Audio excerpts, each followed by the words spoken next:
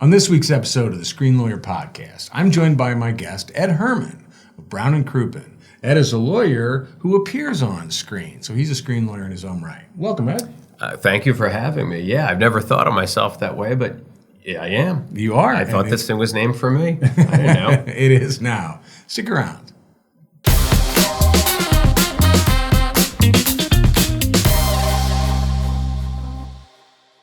Hi there. Welcome to the Screen Lawyer Podcast. I'm Pete Salsich, the screen lawyer.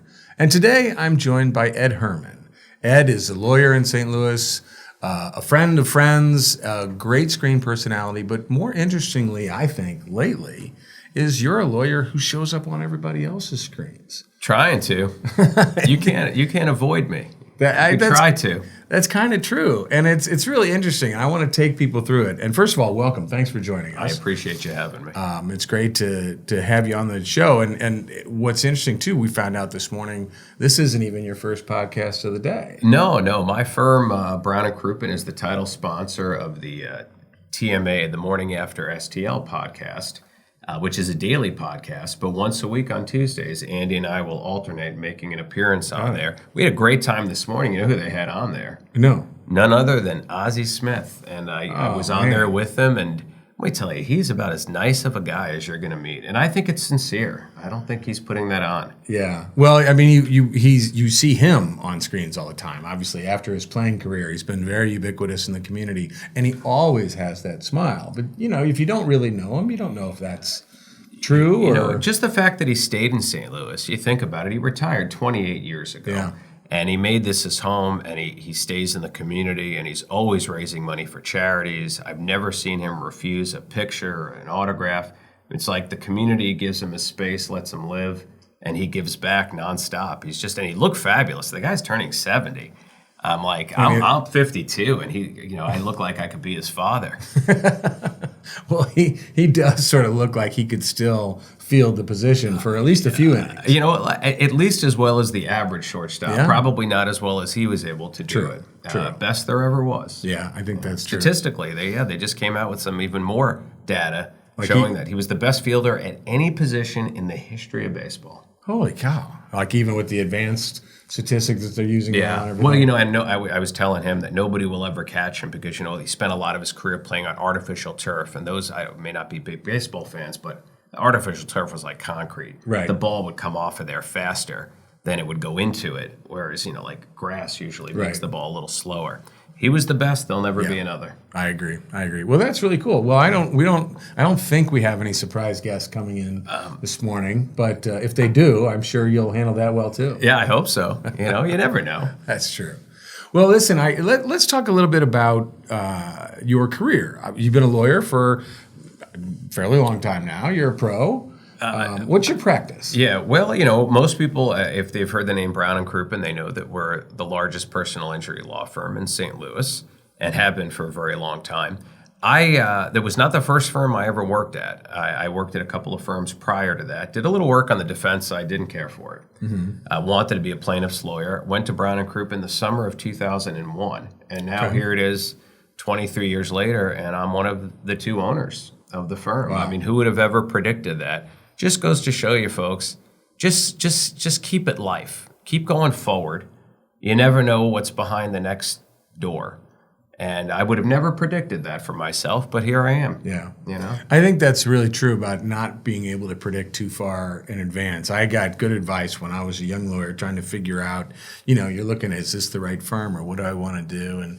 And somebody said, try to visualize life in sort of 3 to 4 year segments. Because at that point, law school wasn't that far removed. That was 3 years. Undergrad, 4 years. You're used to sort of visualizing yourself transporting from year one to year 4. It's kind of hard to picture much further than that. Yeah, and I don't know that it's helpful looking much further than that. That's the thing is there's always that line between how much do you want to have planned and how much do you want to leave room for surprise and being nimble and improvisation. I find that I live my entire life in every aspect of it almost the exact same way. I have a general outline as to what I want to do, but I don't script anything out all the way through. And I think you have to leave that. Leave room for organic. Leave room to let the wind kind of blow you. I always picture the feather at the beginning of Forrest Gump. And sometimes I think, you know what, I'm not sure at a given moment what I want to do. I picture myself as that feather, and I see where the wind is going to go. And I just sort of relax into it. Don't force it. Yeah.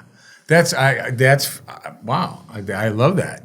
And it makes a lot of sense too, because I think also if you get yourself too scripted, I'm this, then this, then this, then this, the fact is the world doesn't typically let you do that, right? There's so much happening that we couldn't predict. And that was something that helped me during that, because I didn't think I would be doing this as a lawyer. Right. I never thought I was going to be in the entertainment world. I got into it by, sort of backdooring into what we thought was in 2000 a silly little First Amendment case that was going to be a summary judgment, and it turned down at 8 years of Tony Twist versus Spawn Comics litigation. Right. At the end of that, I was a comic book lawyer. Wow, I didn't know that you were the guy. Yeah, I was a young associate. That was a big deal here in St. It was Louis. a huge deal. Talk about, that was the first time I was ever on any media, as the local newspapers and TV shows were covering those trials. I was like, wow, this stuff is really cool. And comic books are way more fun than hail damage on a roof or whatever else I had been seeing. That's the other thing I've learned about legal marketing is the one thing nobody wants to hear about is really the law.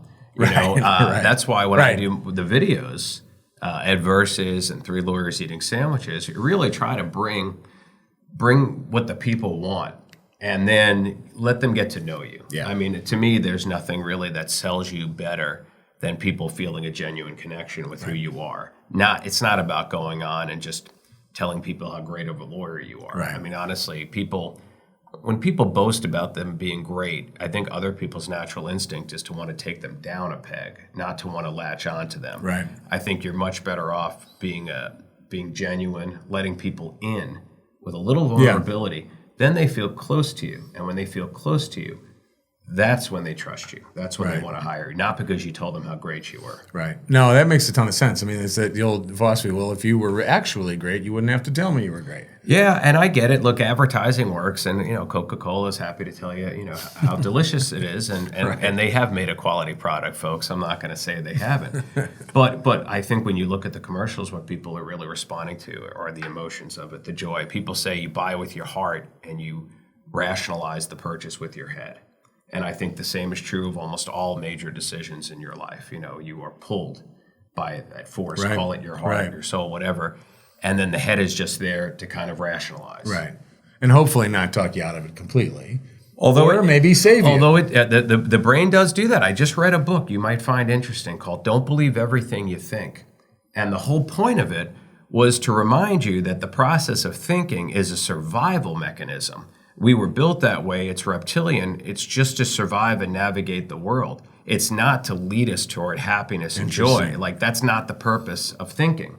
So one of the quotes in the book was, I've thought myself out of happiness 1,000,000 times, but I've never thought myself into happiness even once. Interesting. That's not what the brain is for. Think of the brain as there for survival, and think of the heart as there for you to actually enjoy, find that peace and joy. Yeah. I like that. It's a good little book. It was listen, I'm not a huge reader. It was only like 115 pages, but I thought it was gold. Excellent. All right. Well, we'll have to check that out, everybody.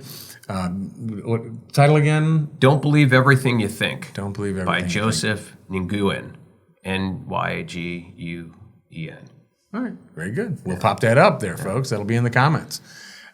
So, you teed up a little bit, a couple of your series. So step back a little bit with us. And we got connected through our mutual friends, Jeremy Corey and the team at Coolfire Studios. Yes. Great guys.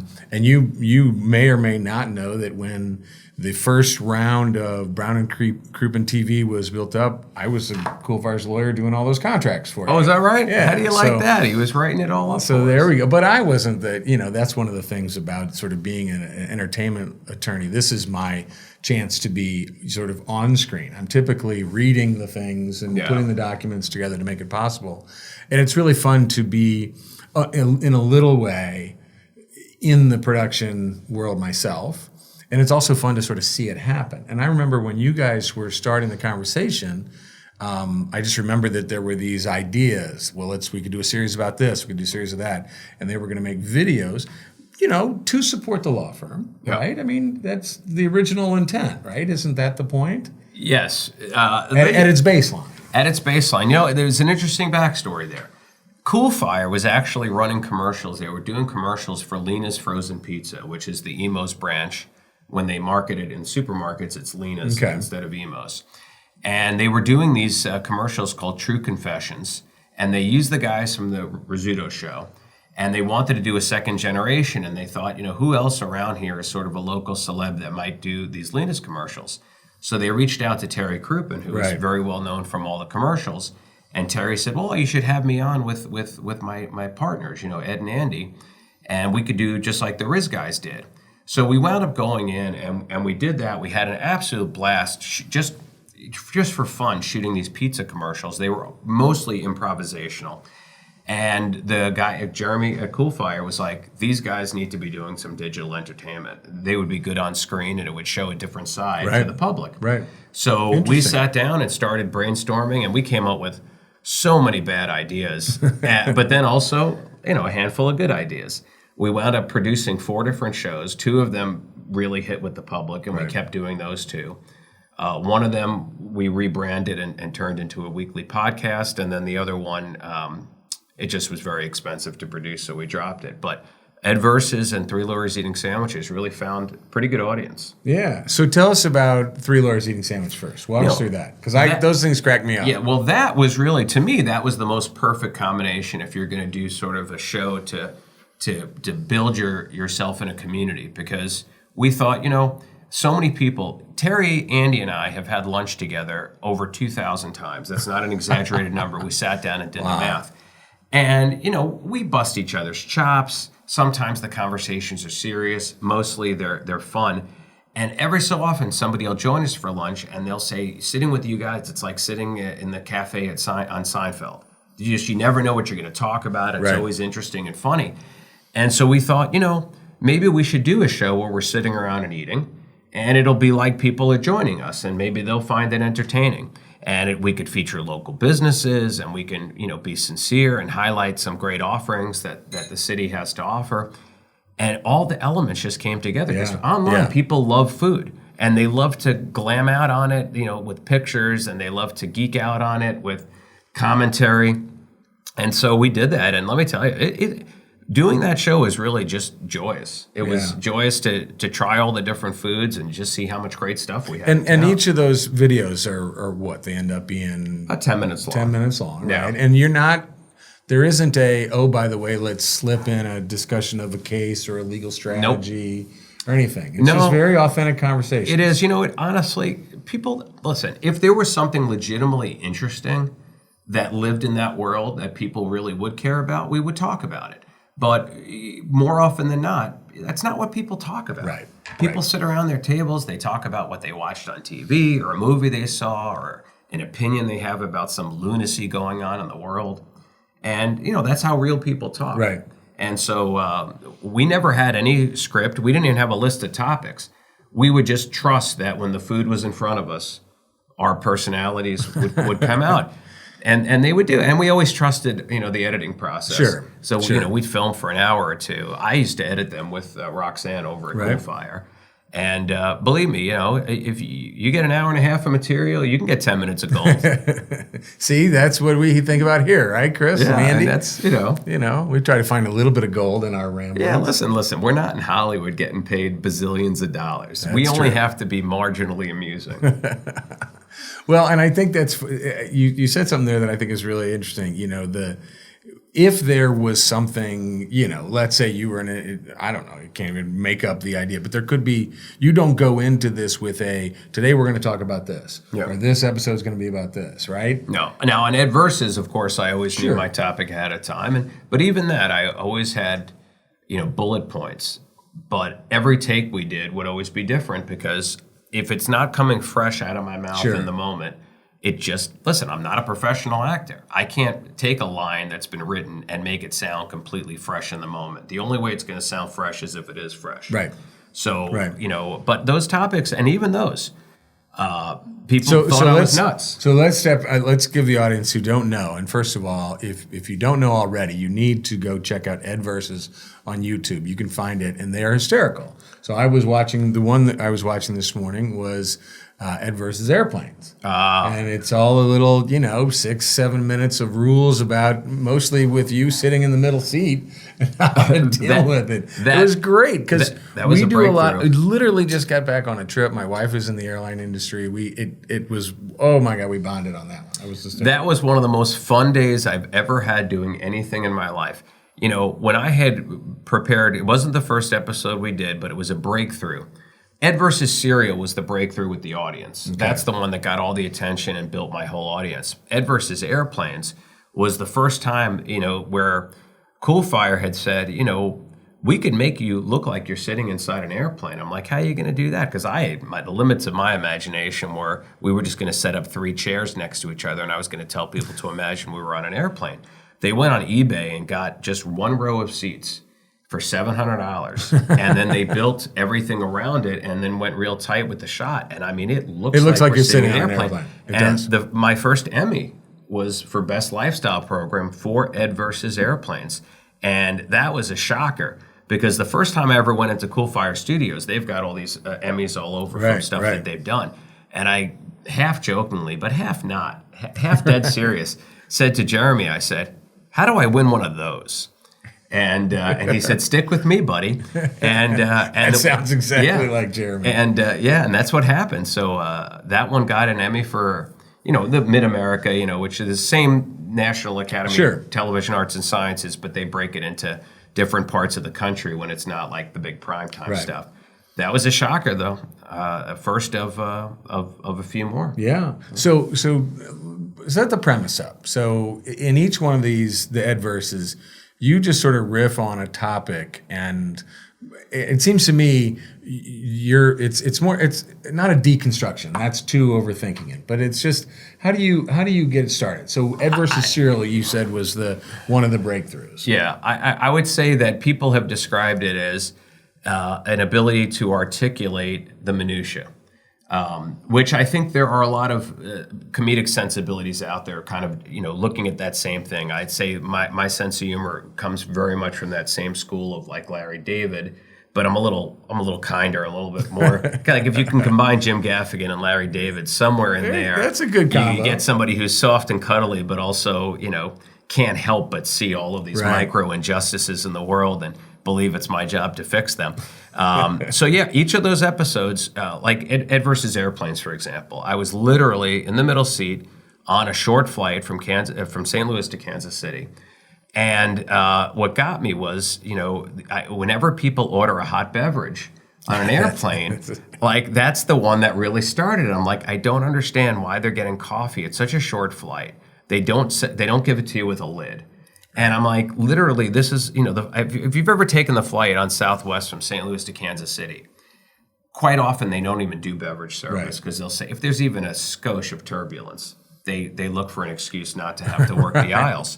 And I'm like, these hot beverages are being passed around and nobody's panicking, only me. Only I go into an intense anxiety. Or if they're passing a drink, a very full drink, and I've got to pass it to the person on the window, I don't want to be part of that, But when it goes over me, I'm like, that's the only time I pray. I'm not a big pray guy, but I do pray in that moment because I think if this thing spills on me, And of course, haven't they just told you a minute ago, at any moment in time, the plane? Yeah, they tell me when I'm sitting, I got to keep my seatbelt fastened because of the risk of that. But they're passing such an overly full, like right to the brim. Thing. And listen, I'm not going to lie. I travel light. If I'm on the road, I probably did not bring a backup pair of pants. I'm going to go with the ones I have, and it's going to take me, end to end. So I can't risk that. So what happened is on that flight, I just took out my phone and I jotted down that one thing, that this business of why the heck would people get coffee on an airplane? It's a 1-hour flight and there's no lid. Explain that. And as I started looking around, I started writing down other why questions. Why is that person trying to get that bag into the overhead when that clearly is not going to fit? And I love watching them struggle with it. I'm not going to lie. and those why questions Right. just added up until before you know it, I had enough there for Right. And I always shot like Ed versus bathrooms, which I think is the best thing I've ever done. I told people that's my Citizen Kane. If you're only going to watch one Ed versus, watch Ed versus bathrooms. That one really brought it all together for me. Simultaneously, my most relatable episode and also my most personal episode.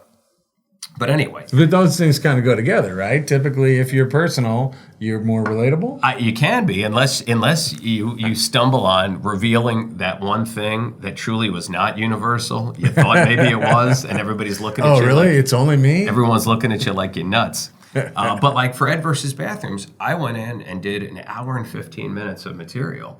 Just everything under the sun I can think of is every type of bathroom. But then when we went to actually edit it, I really had to focus. We always say if you want the final product to be gold, you got to cut out all the silver. Right. When you can't just cut out the bad stuff. You got to cut out the good stuff and only leave the great stuff. So by the time we did that, I think we had about 10 and a half minutes. But somewhere on some cutting room floor over at Coolfire, there's another hour of me riffing on bathrooms. I did 20 minutes on urinals. None of it made it to the final product because I thought, you know what, half the audience is women, and actually my audience tends to skew a little higher on the women's side. I think for obvious, good-looking guy. I think like for obvious yourself, reasons. that makes a ton of sense to me. So bring us up forward now. We've talked about you being on screens and how that happened, and this is all still ongoing, right? Are you still doing? It more is. episodes? We are, and we're launching a Three Lawyers podcast. Okay. So if you're into this audience, you might be into Sure, that one. sure. And also during the course of that, I developed my moniker as the Godfather of Law, which became on all my social channels. So like you could find me personally on Facebook, but if you want to go on the fan page, it's the Godfather of Law. And we shot a great commercial. I guess wasn't for television, but it was my Godfather of Law commercial that got its own big following, and it led to a rather large tattoo on my arm. Really? Yeah. If I can, maybe I got to show your audience if I can. All right. But wait a second there, folks. That is You're getting it first. Legitimate. Wow. Huh? That's You didn't know this awesome. was sitting underneath the sweater. Oh, he just seems like a regular, mild-mannered, 52-year-old lawyer. He is the Godfather of Law. I keep him guessing, folks. You got to keep him guessing. We just hit some gold here. That's not silver. That's staying there, right? That's it. Yeah. All right, they'll cut my silver out, but your gold is sticking. So speaking of gold, one of the things I like to do on this podcast with my guests, and thank you again for hanging out. This is a delight. Is to ask what's on your screen. So, I frame that, ask this all the time of guests here. I talk about it as well because, pretty much every business now puts things on screens. And obviously there's so many ways to consume it, so many ways we think about that because we carry our screens with us. We've got them on our laptops, on our walls. So I'm always curious, if I just say what's on your screen without anything else, what's the first thing that comes to your mind? What's on your screen? Well, I do watch a lot of television. So for me, I actually spent yesterday binging, and I know I'm late to the party, but the first season of The White Lotus, it had gotten a lot of attention. I heard the second season's even better, but I like to do things in order. So I watched the whole first season in one day. I enjoyed it very much. Yeah. I thought it was quirky and delightful and interesting performances and funny. I mean, it was, it didn't take itself too seriously. Right. But a lot of what I watch on there, I like watching Shark Tank because I am the easiest person in the world to sell anything to. I admit it, I'm a mark. My curiosity gets aroused very, very quickly. And when I see a product that looks interesting, I've bought about half of the Shark Tank products just to try them. So I like to watch that. And also, my favorite television show of all is The Food That Built America, which you can watch, and it is fascinating. The history of this country is really the history of our food. And in the last 100 years, all of these things that we take for granted, all of these brands that we know, they all have these incredible origin stories. And you don't just learn about the food, and you don't just learn about history, but you want to learn about business, innovation, pivoting, competition. This show is fantastic for it, and it just started its 5th season. And I was watching last night's premiere episode was the backstory of Minute Maid orange juice and Tropicana orange juice, and how we take it for you grew up your whole life drinking orange juice. Right. It wasn't even available in the grocery store until after World War II. I mean, that's how recent orange juice Yeah. is. And just seeing the stories behind these folks, it's fascinating. Wow. Yeah. All right. Every brand you've ever heard of, there are episodes that cover That's it. very cool. See, this part of the reason I asked this question, because, I'm that person that's like, oh, there's got to be something to watch. What was that thing that I thought I saw that one time, and I've got notes somewhere? So this is now my record keeping for all sorts of suggestions. It's true. And, I'm a great person to hang out with if you don't mind hearing a lot of stories about food history.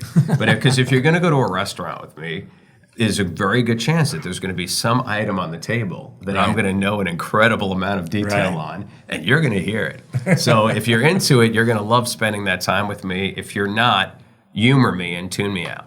Very good. Well, then I think we need to have a follow-up meeting around a meal. A sandwich, some pasta, or whatever. My wife and I just got back from a trip and ate throughout the whole trip, and it is always fascinating we like the same sort of thing. What is it that's in this part of the country or this part of the region? Where were you? We were in Italy, and so coming from northern Italy down to Milan, through Florence to Rome, and then getting into some of the other side areas. My wife works in the airline industry, and so we do these trips where sometimes you don't know till the last minute exactly where you're going. And so the things about the carry-on luggage, all of that was very fun because that's how we travel.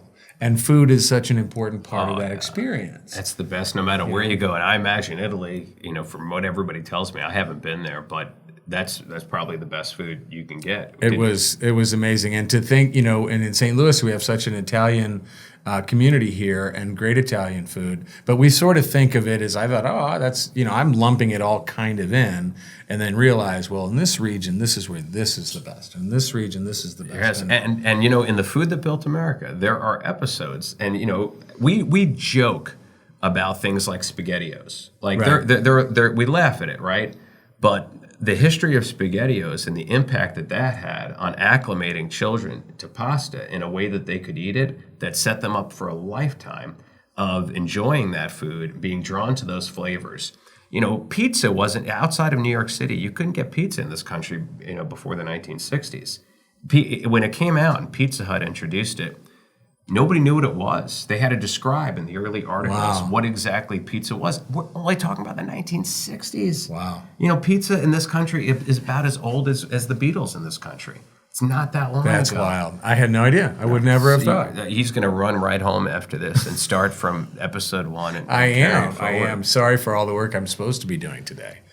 Well, Ed, this has been fantastic. Thank you again. Really appreciate it. I wish I had even more interesting things to talk about. I wish we had more time. Would stay and watch it. Yeah. So when's the next? Are you into a new season of any of the productions? Yeah. Well, as soon as our editor is done with it, the pilot episode of the Three Lawyers podcast is going to be hitting the airwaves. We talked about a wide variety of topics, and we filmed the first episode in our Airstream, which is in the middle of our new headquarters, which coincidentally is on the hill. It's a beautiful building. It is great, and I mean, talking about Italian food, that's what we're eating now at Brown Crouppen on the hill, on Daggett. Yeah, the biggest building on the hill now. It is. It's all boy, us. It is something else to see. We were driving around there the other day, like, whoa. Well, when you're ready for a tour, come down. I will do that. I'll take care of it. Count on it. I can't wait. We'll get some pasta. Yeah. In. All right. Well, Ed, thanks very much. And folks, if you've enjoyed this episode of the podcast, you can get our podcast wherever you get your audio podcasts. We drop every other Wednesday. Find us and follow us there. And if you're watching on YouTube, like and subscribe. Look for the repeat buttons and find Ed versus Three Lawyers. Yeah, you can the just go Godfather to of Law, right? bctv.com. bctv.com. One place has everything. It's all there. We do the same thing. TheScreenLawyer.com will give you all you need from this environment. Stick around. Join us next time on the Screen Lawyer Podcast.